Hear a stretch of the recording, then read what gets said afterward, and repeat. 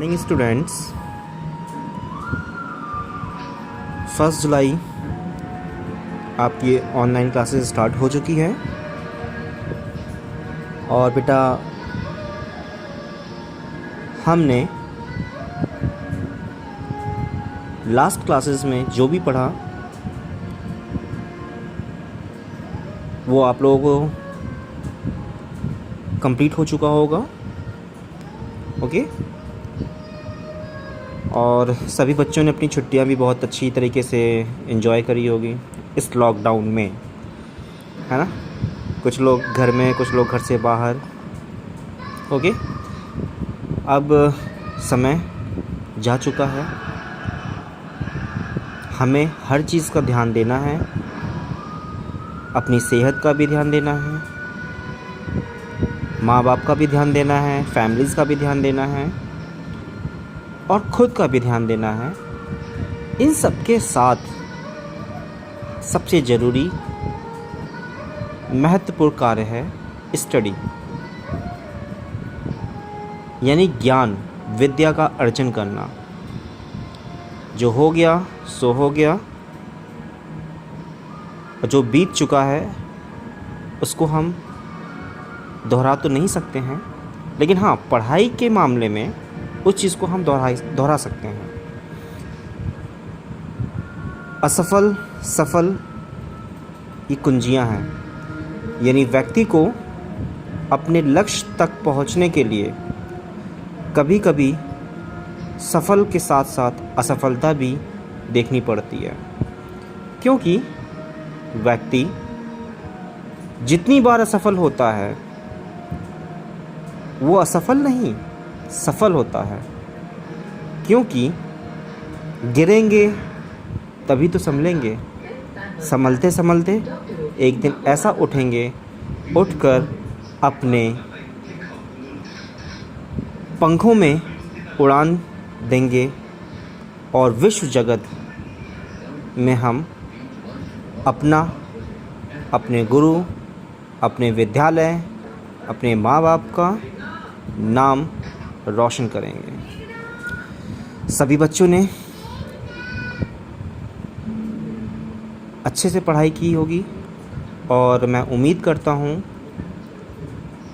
कि आज से अपने दिमाग को, अपनी बॉडी को बिल्कुल एक फिक्स पाथ, फोकस पॉइंट पे ले आइए कि जो टारगेट है हमारा, क्या है लक्ष्य निर्धारित कर लिया आपने। 10th बोर्ड में 90 से अबव नंबर हमें गेन करना है। ऑल सब्जेक्ट में वो तभी होगा जब हम अपने दिमाग को स्थिर करके, अपनी बॉडी को स्थिर करके, जो हमारे टीचर्स, अध्यापकगण समझाते हैं उसको रिवाइज़ करना, और उस रिवाइज़ के साथ साथ अपने खुद के नोट्स को तैयार करना। और बेटा, मैंने हमेशा यही कहा है, लास्ट क्लासेस में 1 साल से मैं यही कहता आ रहा हूँ, टीचर पढ़ाता है मेहनत से, आप टीचर के साथ साथ दुगनी मेहनत करिए और ख़ुद के नोट्स बनाइए। उस नोट्स हमने जो पढ़ाया या सभी अध्यापकों ने पढ़ाया, जो दिया, उसके साथ साथ उसमें अपने नोट्स भी इंक्लूड करिए, जोड़िए और उस पर स्टडी करिए। उसको एनालाइज़ करिए कि कहाँ आपने गलती की है। और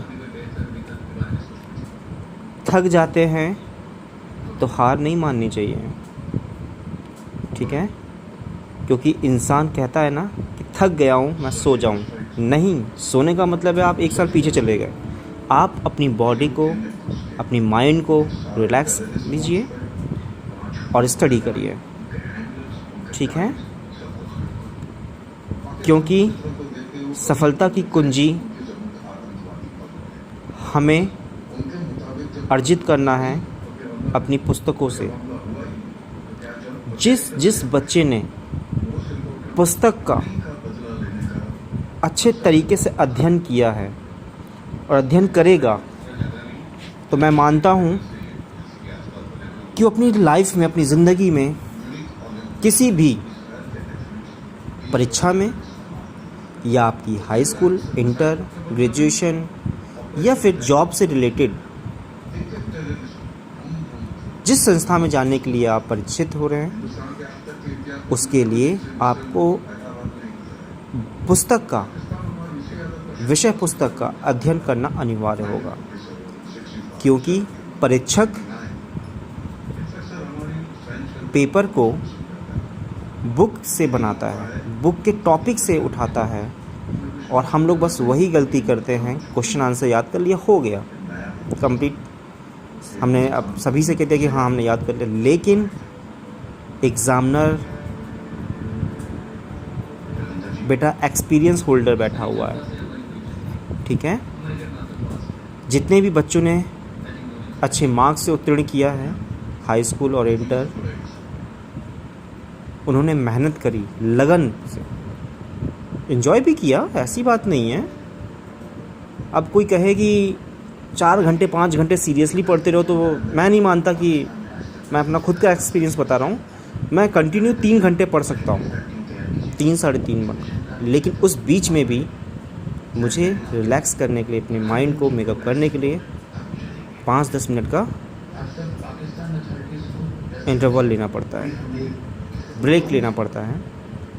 ऐसे ही आपको करना है, और बस बुक को ढंग से पढ़िए, हर विषय की पुस्तकों को ढंग से पढ़िए, जो टीचर पढ़ाता है उसको एनालाइज़ करिए, उस टॉपिक को उठाइए कि सर ने क्या पढ़ाया, मैम ने क्या पढ़ाया, उसमें से उसको ढंग से डीपली पढ़िए। और मैं मानता हूँ कि जो बच्चा डीपली पढ़ लेगा ना, तो आई थिंक बेटा वो बुढ़ापे तक उसको याद रहेगा। बस थोड़ा सा उसको रिवाइज़ करने की ज़रूरत पड़ेगी, पढ़ने की नहीं, सिर्फ रिवीज़न करने की ज़रूरत पड़ेगी, सब याद हो जाएगा, है ना। तो मैं आप सभी को शुभकामनाएं देता हूँ। जो बच्चे के भाई बंधु बहन हाई स्कूल और इंटर में उत्तीर्ण किए हैं अच्छे नंबरों से, सभी को शुभकामनाएं, और आप सभी को भी शुभकामनाएं। ढंग से मेहनत करिएगा, अपने स्कूल की, अपने अध्यापकगण की, अपने माँ बाप की, भाई की, बहन की नाम रोशन करिएगा बेटा। क्योंकि जब बच्चा उत्तीर्ण होता है ना, तो बच्चों से ज़्यादा अध्यापक खुश होता है। अध्यापक कहता है कि मेरी मेहनत कामयाब हो गई, है ना। तो मैं मानता हूँ कि आप मेरे इस बात को सही से फॉलो करेंगे, मानेंगे, और सभी बच्चे जो भी मेरी वीडियो देख रहे हैं, सुन रहे हैं, वो अपने अध्यापकों का अनादर बिल्कुल नहीं करेंगे। जो भी अध्यापक अगर पढ़ाएगा उस पर ढंग से आपको रिवीज़न करना है, अपने नोट्स बनाने हैं और चेक कराना है, ठीक है। Thank you.